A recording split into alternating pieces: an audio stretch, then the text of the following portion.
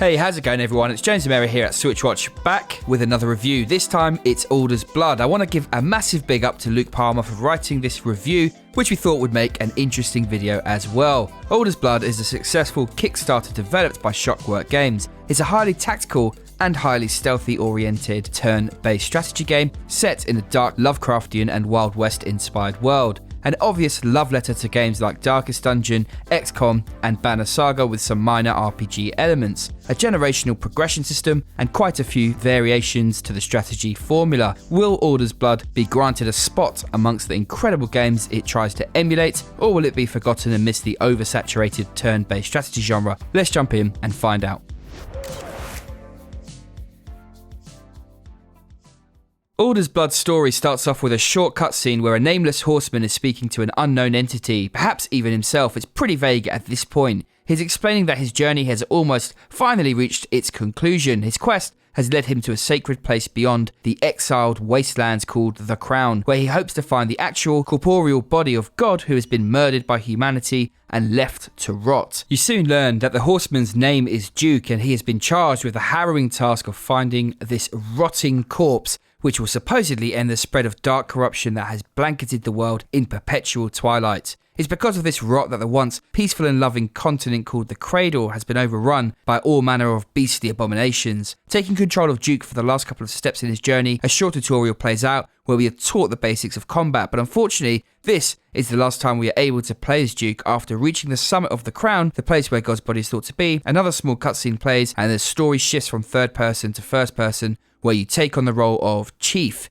the aptly named Chief of the Exiled Hunters. This is a character that you will be playing as for the duration of the game. Much like in Darkest Dungeon, none of the hunters you're initially given control of will live very long due to the generational progression mechanics. So instead, you essentially play as the commander of all the hunters that find their way in your party. By way of journal entry, the player learns that Duke has been missing for about 3 months and has finally been tracked through the wastelands to where he may or may not have met an untimely demise. Travelling to the Crown and accompanied by 4 loyal hunters, Chief finds Duke broken and blinded, bloodied rags covering his eyes, and he seems to have gone mad. Duke tells you that he didn't find God's rotten carcass, but something else entirely, something that showed him visions of ghastly monstrosities and an even bigger threat coming to rain its wrath upon humanity. Duke tells you that before he left, a friend of his named Morton Wright told him that while researching the cause of the blight, he found long forgotten sacred texts that prophesied that the exiled hunters, the group that you're a member of, are destined to cure the sickness of the world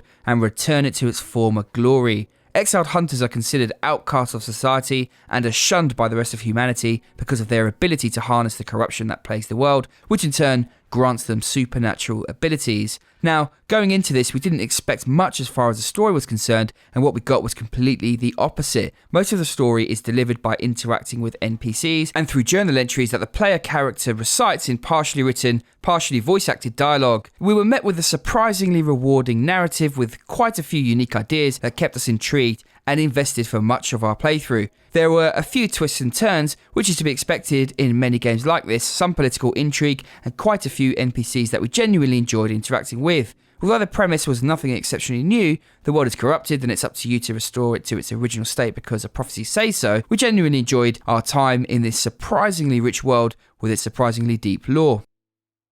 Gameplay is where Alder's Blood really shines. I'm sure most people are familiar with tactical turn-based combat by now. Most of us have played the Darkest Dungeon, Fire Emblem Three Houses, Wargroove, Banner Saga and the like. Alder's Blood has a few unique variations to the formula which we found engaging and refreshing. After a tutorial, you're given control of 4 different and unique hunters. These hunters are not randomized, they're the same each time you start or restart the game, which unfortunately will happen often. Luckily, the tutorial can be skipped, and after the initial time you play it, which helps you get back into the action quicker should all of your hunters be killed during battle. There are 2 distinct and separate parts to the gameplay of Alder's Blood. The first is called the regional view for some reason, but for the sake of this review, I will call it the camping menu, because this is where you camp. Although there are many more things to do than just camping. For example, this is where you can manage your hunters and their equipment, recruit new hunters, and initiate travel. This is also where you talk to NPCs, trade with vendors, initiate quests, as well as where you will be able to perform all of the camping tasks that are necessary for survival in this desolate and harsh environment.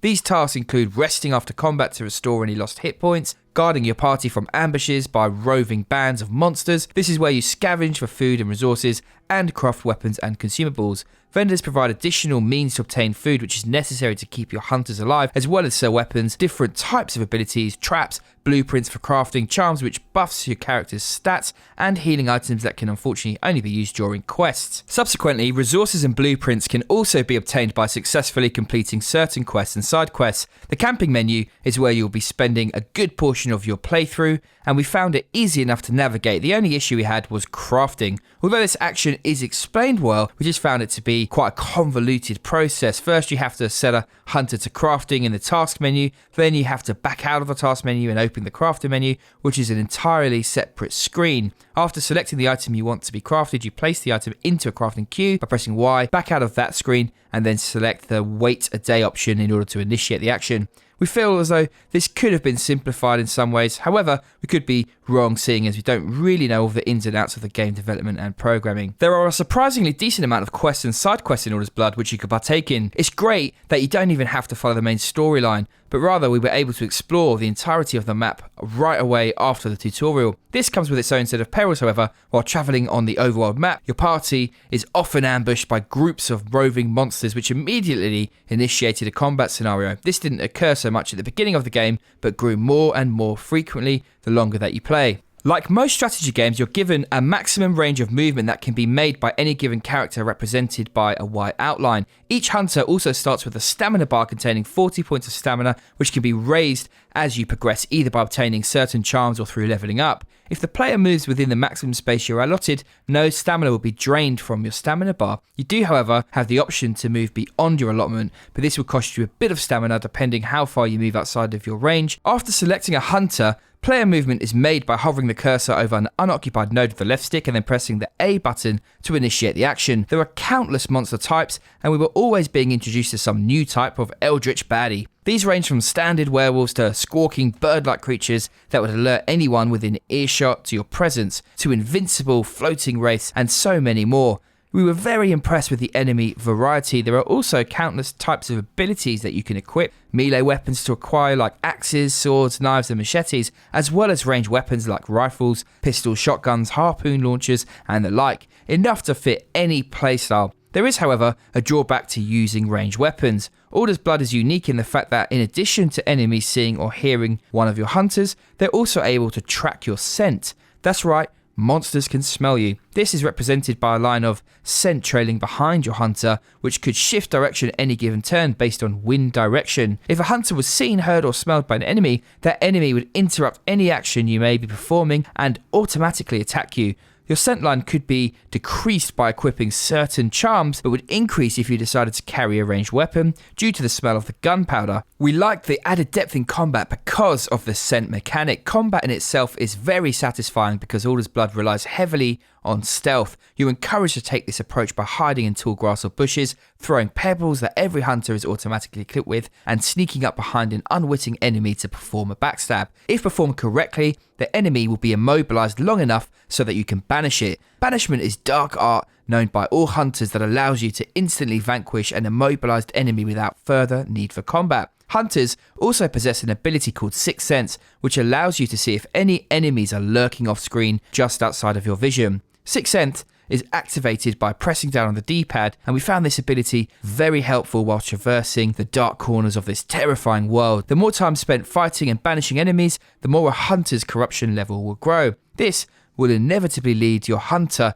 to snap and possibly attack his fellow party members. Whenever a hunter's corruption rises, you're notified by an on-screen prompt, and while back at camp, you have the option to perform a sacrificial rite, which kills the corrupted hunter, but transfers any experience gained through combat or completing quests to a different hunter. It made losing a hunter more bearable because everything wasn't lost upon death. One thing we can say for sure is Alder's Blood combat is brutally difficult. Although you can save from your camp menu, this isn't something that's obvious. You're not made aware of it at any point. We had to start from the beginning quite a few times, and this may be frustrating and a deal breaker for many people. Being a huge fan of challenging games like Dark Souls and Darkest Dungeon, we were determined to complete the journey. But I'm sad to say that after a while we were forced to give up because of the inability to complete one quest we'd been stuck on for a couple of days. We even went back to a previous save and tried doing everything differently a few times, but ultimately we were unable to complete the entire game. Since then though, the developer has reached out and confirmed that there are a couple of missions which could not be completed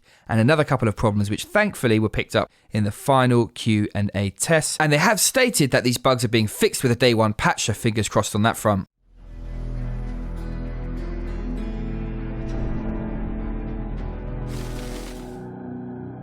What?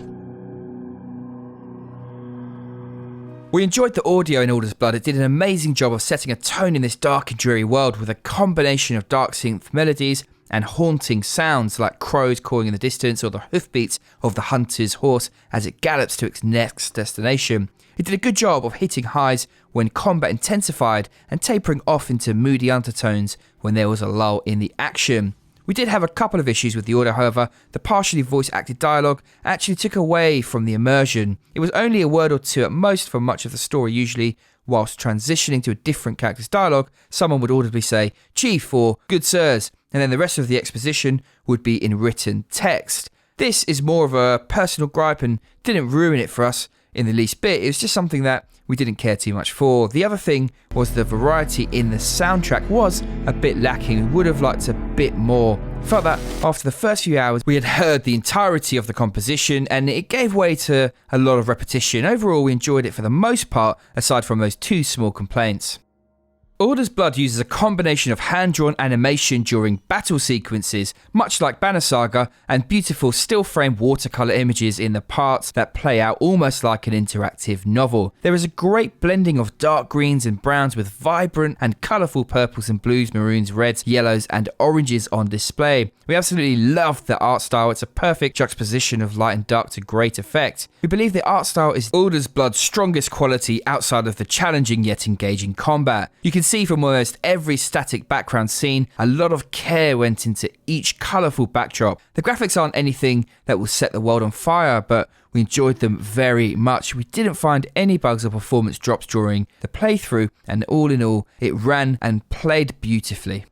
Alder's Blood is $19.99 in the US and EU and $17.99 in the UK. At launch, there's a 25% discount running until March the 29th, which brings the price down quite a bit, with a surprisingly massive amount of quests, side activities, exploration and random encounters. Alder's Blood is quite robust. After nearly 20 hours of play before we were unable to proceed, and that being fixed, we felt as if the asking price was more than justified. There was quite a lot of content here, and the 25% discount just makes it that much easier to fit it into your budget. Unfortunately, we couldn't really say if there was any replayability, as we were unable to finish due to the challenge of some of the later game combat.